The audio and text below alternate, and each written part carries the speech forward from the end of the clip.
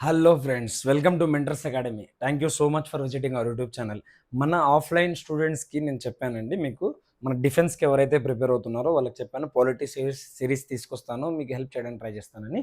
First topic అండి ఈరోజు polity సిరీస్లో ప్రియాంబుల్. అసలు పాస్ట్లో ఏం అడిగాడు, మనం క్లాస్లో డిస్కస్ చేసిన ప్రకారమే రివిజన్ కూడా చేద్దాం ఇందులోనే. Okay, through MCQ practice. First 2010లో చూడండి, ఫస్ట్ క్వశ్చన్ ఏం అడిగాడు, who among the following had moved the objectives resolution అంటేనే ఏం చెప్పాను నేను, ఎవరు తీసుకొచ్చారు, which formed the basis of the preamble of the constitution of India in the constituent assembly on 13th December 1946కి ఈయన తీసుకొచ్చారు. ఇది యునానిమస్గా పాస్ చేశారు. ఎప్పుడు మనం డిస్కస్ చేసాం క్లాస్లో, January 22, 1947లో యునానిమస్గా దీన్ని ఆబ్జెక్టివ్స్ రెజల్యూషన్ని అడాప్ట్ చేసుకున్నారు.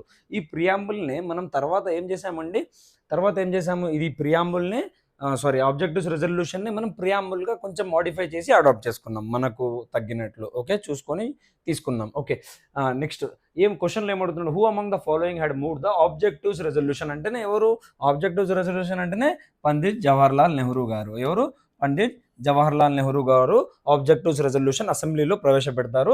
ఎప్పుడు ప్రవేశపెట్టారు అంటే 13th December 1946. ఇక్కడ ఇంకో date very very important. First constituent assembly first meeting ఎప్పుడు జరిగింది అని అడగవచ్చు. 9th December 1946లో ఫస్ట్ మీటింగ్ జరిగిందనమాట. ఓకే, ఫస్ట్ రోజు వీళ్ళు కలిశారు. ఇది అడుగుతున్నాడు, ఫస్ట్ మీటింగ్ ఎప్పుడు జరిగిందని.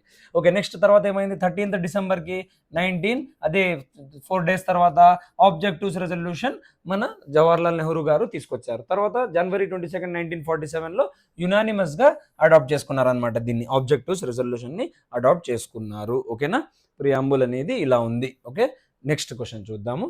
నెక్స్ట్ క్వశ్చన్ డిస్కస్ చేద్దాం. Which of the following statements is are correct regarding the preamble of the Indian constitution అంటున్నాడు.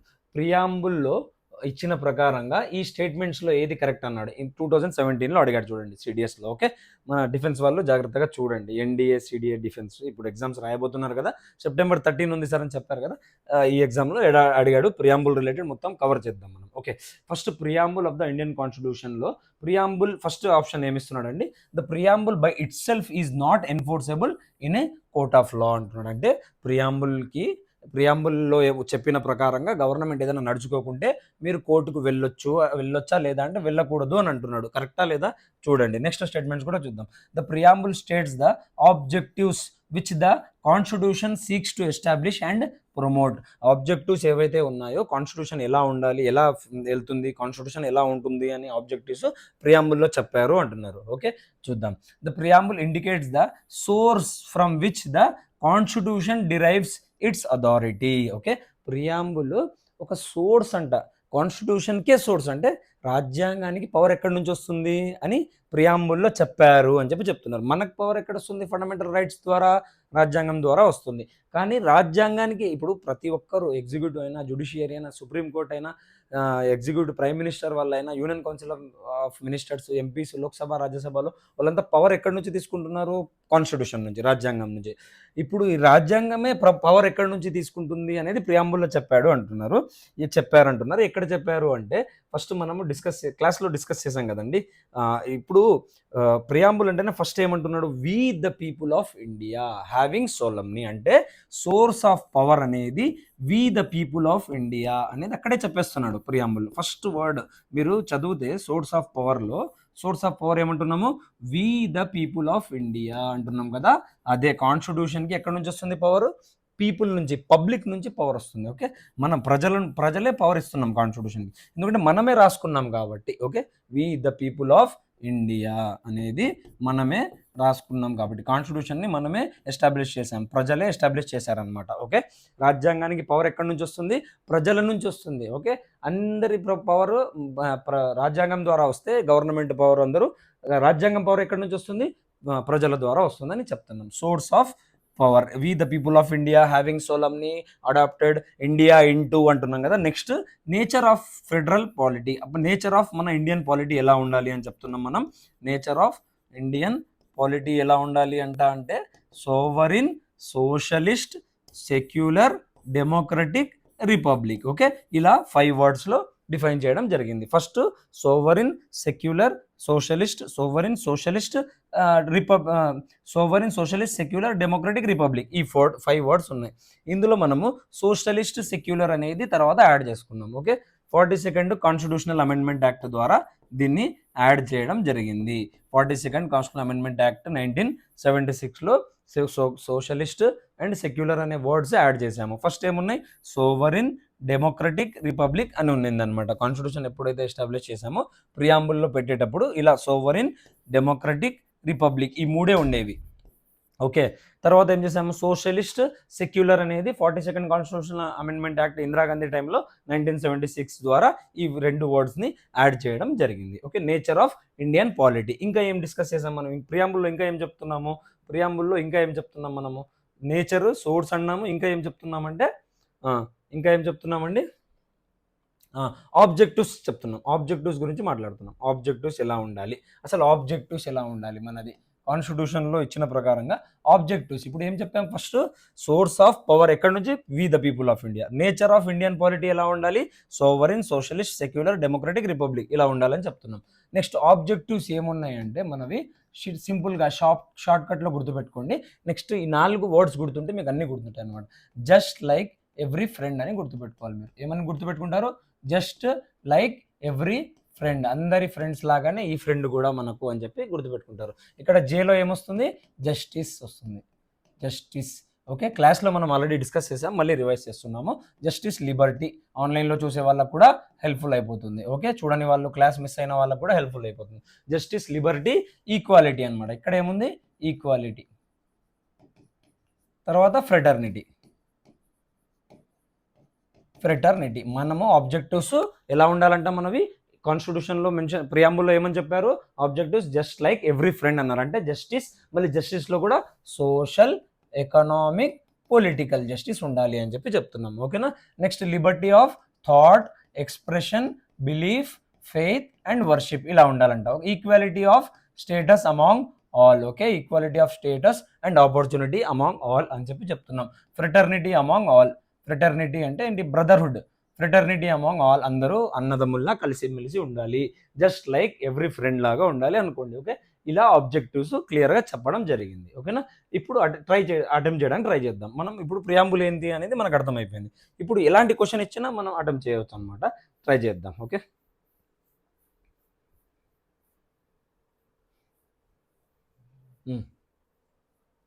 చూడండి.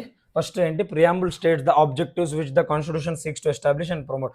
దానికన్నా ముందు preamble by itself is not enforceable in a court of law. Yes, preamble అనేది ఎక్కడ కోర్టులో enforceable కాదు అనమాట. నాట్ ఎన్ఫోర్సబుల్, ఇది ఎన్ఫోర్స్ చేయలేరు, మీరు కోర్టుకు వెళ్ళలేరు. ప్రియాంబుల్లో ఏమన్నా మీకు రైట్స్ ప్రియాంబుల్లో చెప్పిన ప్రకారంగా గవర్నమెంట్ నడుచుకోకుంటే మీరు కోర్టుకి వెళ్ళలేరు. Okay, next the preamble states, ఇది కరెక్ట్ ఆప్షన్ అనమాట ఫస్ట్ వన్, ఎందుకంటే నాట్ ఎన్ఫోర్సబుల్. అదే ఫండమెంటల్ రైట్స్ అయితే, ఫండమెంటల్ రైట్స్ ప్రాథమిక విధులు మీవి ఏదైనా హనన్ అయితే, ఏమైనా ప్రాబ్లంలో వస్తే మీరు కోర్టుకి డైరెక్ట్గా వెళ్ళవచ్చు, సుప్రీంకోర్టుకి డైరెక్ట్గా వెళ్ళవచ్చు, అండర్ ఆర్టికల్ 32, హైకోర్టుకి 226 ద్వారా వెళ్ళవచ్చు. ఓకేనా. Next the preamble states the objectives which the constitution seeks to establish and promote అంటున్నాడు. ఆబ్జెక్టివ్స్ ఏంటి, జస్ట్ లైక్ ఎవ్రీ ఫ్రెండ్ అనేది చెప్పి ఉన్నారు ప్రియాంబుల్లో క్లియర్గా, కాబట్టి సెకండ్ స్టేట్మెంట్ కూడా correct. Third one, the preamble indicates the source from which the constitution derives its authority, we the people of India. Yes, constitution కూడా పవర్ ఎక్కడి నుంచి తీసుకుంటుంది అనేది ప్రియాంబుల్లో చెప్పడం జరిగింది, we the people of India. Answer ఏంటి, 1, 2 and 3 అనమాట. ఓకేనా. ఖచ్చితంగా ఒక క్వశ్చన్ వస్తే మీరు అటెంప్ట్ చేయగలుగుతారు, 1 లేదా 2 వచ్చినా మీరు మిస్ చేయకూడదండి. ఓకే, మన ఆఫ్లైన్ స్టూడెంట్స్ అయినా ఆన్లైన్లో చూసే వాళ్ళైనా మిస్ చేయకండి. ఓకే, నెక్స్ట్ క్వశ్చన్ ఏంటి, which of the following terms were added, అంటే ఏ టర్మ్స్ యాడెడ్ చేశారు అని చెప్పి అడుగుతున్నాడు. 2020లో ఏం అడిగాడు, టర్మ్స్ ఏ యాడ్ చేశారు, మనం ఇందాక డిస్కస్ చేసాము. Which of the following terms were added to the preamble of the constitution of India by the constitutional amendment act 1976, by the constitution amendment 42nd అన్నమాట. ఇది ఏ అమెండ్మెంట్ అంటే 42nd కాన్స్టిట్యూషన్ అమెండ్మెంట్ యాక్ట్ ద్వారా ఇందాక మనం discuss చేసాము. Okay, socialist, secular, integrity, fraternity అని అడుగుతున్నాడు అనమాట. ఫ్రెటర్నిటీ కాదండి, సోషలిస్ట్, సెక్యులర్ అనేది మనం యాడ్ చేసాము. ఇక్కడ నేచర్ ఆఫ్ ఇండియన్ పాలిటీ ఎలా ఉండాలని చెప్పాము, sovereign, socialist, secular, democratic, republic. ఇంతకుముందు సోవరిన్, డెమోక్రటిక్, రిపబ్లిక్గా ఉండేది, ఇప్పుడు సోషలిస్ట్, సెక్యులర్గా కూడా ఎస్టాబ్లిష్ యాడ్ చేసామన్నమాట. ఓకేనా, ఈ 5 వర్డ్స్ మర్చిపోకూడదు మీరు. Sovereign, socialist, secular, democratic, republic, ఈ 3 ఎస్ఎస్ తర్వాత డిఆర్ వస్తాయి. ఓకేనా, నెక్స్ట్ ఇంటెగ్రిటీ కూడా యూనిటీ ఆఫ్ నేషన్ ఉండేది, unity and integrity of nation అనేది యాడ్ చేసాం. Unity and integrity of nation, unity and integrity of nation అనేది యాడ్ చేసాము. ఓకేనా, ఫ్రెటర్నిటీ అనేది ఉంది, కానీ క్వశ్చన్ ఏమడిగాడు, కాన్స్టిట్యూషనల్ అమెండ్మెంట్ యాక్ట్ ద్వారా తీసుకొచ్చారా అంటే లేదు, ఇది ముందు నుంచే ఉందన్నమాట. ఓకేనా, 1, 2 and 3 ఎక్కడ ఉందో ఆప్షన్ అది కరెక్ట్ అవుతుంది. 1, 2 and 3. ఒకవేళ మీకు ఫ్రెటర్నిటీ లేదు అని తెలిస్తే వెంటనే 4 వెళ్ళిపోతుంది, 2 ఎలిమినేట్ అయిపోతాయి, ఇంకా ఏం మిగులుతాయి, 2 మిగులుతాయి. ఓకే, 2 మిగులుతాయి, థర్డ్ వన్ చూసుకోవాలి, ఇంటెగ్రిటీ యాడ్ చేశారంటే యాడ్ చేశారు. ఓకేనా, option B is the right answer. Next one, which of the following statements with regard to the preamble to the Constitution of India is correct అంటున్నాడు. ప్రియాంబుల్లో ఇచ్చిన ప్రకారంగా ఏవి కరెక్ట్ అవుతాయి చెప్పండి అని అంటున్నాడు అనమాట. చూద్దాం. Which of the following statements CDS 2022లో అడిగాడు అనమాట. ఓకే, మీకు అన్ని 2010 నుంచి తీసుకొచ్చాను నేను క్వశ్చన్స్ అన్ని. మీరు ఓవరాల్గా ఇన్ని క్వశ్చన్స్ ట్రై చేస్తే, మీరు ప్రాక్టీస్ చేస్తే ఎలా అడిగినా కూడా మీరు మిస్ చేయరనమాట క్వశ్చన్. ఓకే, పాలిటీలో మాత్రం మన ఆఫ్లైన్ వాళ్ళకి కూడా చెప్తున్నా, ఆన్లైన్ వాళ్ళకి పాలిటీలో మ్యాక్సిమం తెచ్చుకోవాలి మీరు. ఓకే, ఎగ్జామ్ అయిన తర్వాత చెప్పాలి నాకు, సార్ ఇట్లా బాగా రాసాం సార్ పాలిటీ, మీరు డిస్కస్ చేశారు, మనకు ఆఫ్లైన్లో కూడా చెప్పారు, ఆన్లైన్ క్లాసెస్ మీ ఆన్లైన్ రికార్డెడ్ వీడియోస్ కూడా పెట్టారు కాబట్టి హెల్ప్ఫుల్ అయింది అని చెప్పాలి. ఓకేనా, నెక్స్ట్ ఈ preamble, which of the following statements with regard to the preamble to the constitution of India is are correct అంటున్నాడు. ఇది చూసుకోండి, జాగ్రత్తగా చూడండి, కరెక్టా ఇన్కరెక్టా అని అంటుంటాడు అనమాట స్టేట్మెంట్స్లో. మళ్ళీ ఇక్కడ సెలెక్ట్ ద కరెక్ట్ ఆన్సరా ఇన్కరెక్ట్ అనేది చూసుకోండి using the code given below. అట్లా జాగ్రత్తగా చూసుకోండి అటెంప్ట్ చేయకముందు. Okay, equality of status and equality of opportunity find mentioned in the preamble అంటున్నాడు. Equality of status and equality of opportunity మనం చెప్పాం, జస్ట్ లైక్ ఎవ్రీ ఫ్రెండ్లో ఏముంది, equality of status and equality of opportunity ఉంది, కాబట్టి ఇది correct అయిపోతుంది. Next, the expression unity and integrity of the nation was not there in the preamble since the beginning. Starting నుంచి unity and integrity లేదు అంటున్నాడు. చెప్పండి మీరు, ఏం యాడ్ చేసాము, socialist, secular and integrity add చేసాము. అంటే స్టార్టింగ్ నుంచి ఇంటెగ్రిటీ అనే వర్డ్ లేదు, యూనిటీ ఆఫ్ ద నేషన్ ఉండింది, తర్వాత unity and integrity of the nation అని యాడ్ చేసాము. Was not there in the preamble since the beginning లేదు. ప్రియాంబుల్ ఎప్పుడైతే మనం ఎస్టాబ్లిష్ చేసామో 22 జనవరి 1947లో యునానిమస్గా ఆబ్జెక్టివ్స్ రెజల్యూషన్ని అడాప్ట్ చేసుకున్నారు అని గుర్తుపెట్టుకోండి. ఓకేనా, రైట్. 9th డిసెంబర్ 1946లో ఏం జరిగింది, first meeting of constituent assembly. 13th December ఏం చేశారు, నెహ్రూ గారు ఆబ్జెక్టివ్స్ రెజల్యూషన్ ప్రవేశపెట్టిన జనవరి 22, 1947కి ఏమైంది, మళ్ళీ డిసెంబర్లో ఆయన ప్రవేశపెడితే జనవరిలో అడాప్ట్ చేసుకున్నారు. ఓకేనా, యునానిమస్గా అడాప్ట్ చేసుకున్నారు, ఎవ్వరూ లేదు వద్దు అనలేదు, అందరూ సహకారం చేసి ఓకే ఎస్ అందరం ఒప్పుకుంటున్నాం, దీన్ని అడాప్ట్ చేసుకుందాం అని చెప్పారనమాట. ఓకేనా, select the correct answer using the code given below. Expression unity and integrity was not there in the preamble అంటే ఏమవుతుంది, బోత్ 1 and 2 అనమాట. ఓకేనా, మన డిఫెన్స్ స్టూడెంట్స్ ఎవరైతే ఉన్నారో వాళ్ళకు క్వశ్చన్స్ ప్రాక్టీస్ చేయడం కోసం కూడా నేను మన మెంటర్స్ అకాడమీ యాప్ స్కానర్ అనమాట, ఇది స్కాన్ చేసుకోండి, డౌన్లోడ్ చేసుకోండి. ఇందులో మీకోసం ఎంత వీలైతే అన్ని క్వశ్చన్స్ పెట్టడానికి ట్రై చేస్తాను రెగ్యులర్గా. దీంట్లో ప్రాక్టీస్ చేస్తూ ఉన్నాను, టాపిక్ వైజ్గా పెడతాను.